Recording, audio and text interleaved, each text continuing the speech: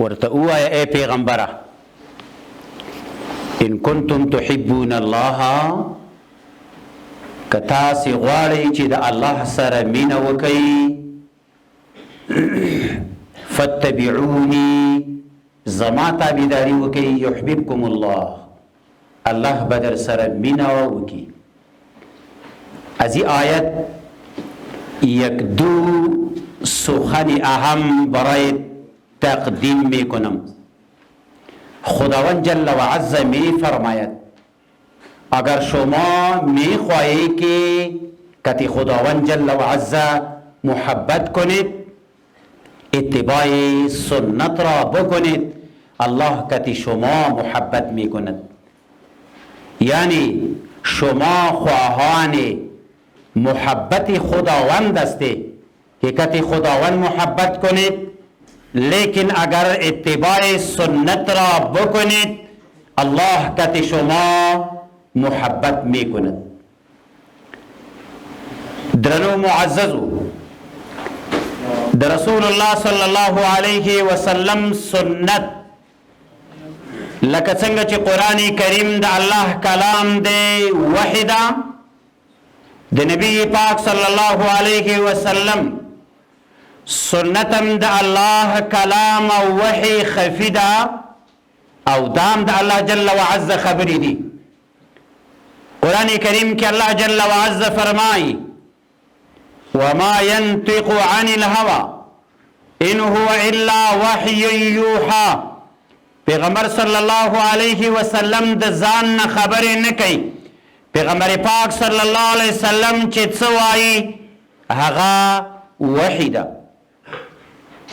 نو چې کله د پیغمبر صلی الله علیه وسلم خبرې او د هغه سنت وحی شوه نو لکه څنګه چې د الله عز وجل کلام او د هغه په اوامرو باندې عمل کول لازمي دي دغه رنګې د نبی پاک صلی الله علیه وسلم د سنت اتباع دا هم ضروری ده. یوه ډېره اهمه خبره هغه دا چې د سنتو مقام په اسلام کې دا د دې دواړو آیتونو نه واضحه شوه چې دا داسې دی بلکې عین هم داسې ده لکه د الله جل وعز خبره منل. خو یوه اهمه خبره یک سخن اهم برای شما تقدیم می کنم. اسلام تنها نماز را عبادت نمی گویم. اسلام تنها روزه را عبادت نمی گویم. اسلام تنها حج و عمره و در مسجد داخل شدن و در اونجا نوافل خواندن و را عبادت نمی گویم. اسلام آن چیزی که برای رضای خداوند و برای خدمت مخلوق و برای خدمت مخلوق ما و شما میکنیم امی کلشان عبادت هستند. الله جل و عز با امینیتی که شما در تعلیمات تکنیکی و مسلکی تحصیل میکنید امی عبادت برای شما هستند. رسول الله صلی الله علیه و سلم فرمایي 13 ورځ په بخاری کې یو حدیث راغی ابو داود کې راغی په یو غشي باندې الله جل وعز درې کسان جنت ته ولي. په یو غشي باندې الله درې کسان جنت ته ولي. چا چې غشي جوړ کړی دی چا چې غشي جوړ کړی خو مقصد د خدای رضا د اسلام دفاع ده. دویم څوک چې غشي استعمالوي او دشمن پې ولي. دریم یو څوک چې غشي هغه غشي ویشتونکي ته ورکوي الله ده ته اجر ورکوي.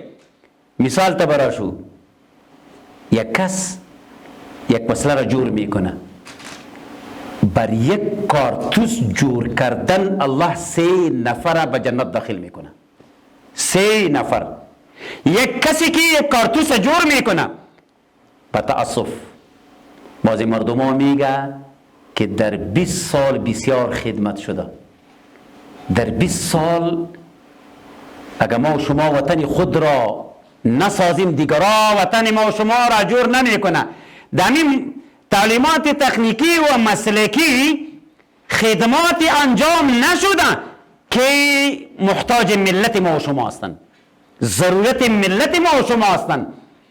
با یک کارتوس 3 نفر به جنت میره. یک کسی که کارتوس جور میکنه کدام کارخانه در افغانستان جور شد؟ کارخانه اسلحه، کارخانه دیگه کارخانه ها که جور شده مردم عوام ما شما را جور کرده.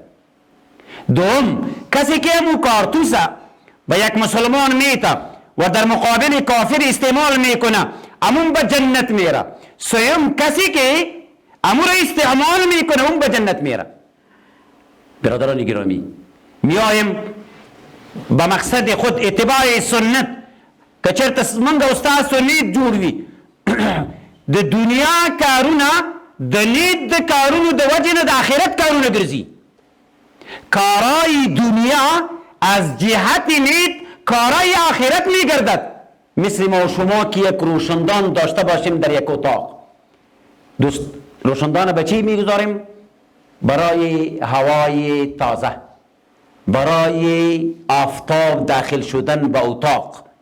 لیکن نیت ما و شما امی باشه که آذان بشنویم، وقت بخیزیم با نماز.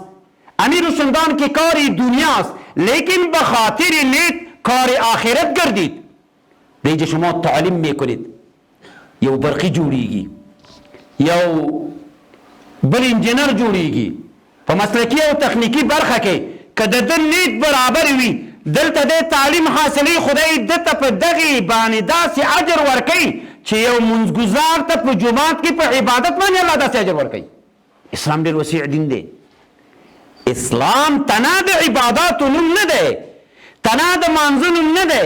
بعضې خلک دا فکر کوي چې اسلام والا مونځ دی، عبادت دی، روژه ده او زکات دی او تسبیح دی او ذکر دی او فکر دی. نه نه، اسلام داسې دارنګې د نبي علیه السلام سیرت او اسوه، د نبي علیه السلام سنت دا ټولو دپاره اسوه حسنه ده په تمامو امورو کې، په ټولو شیانو کې.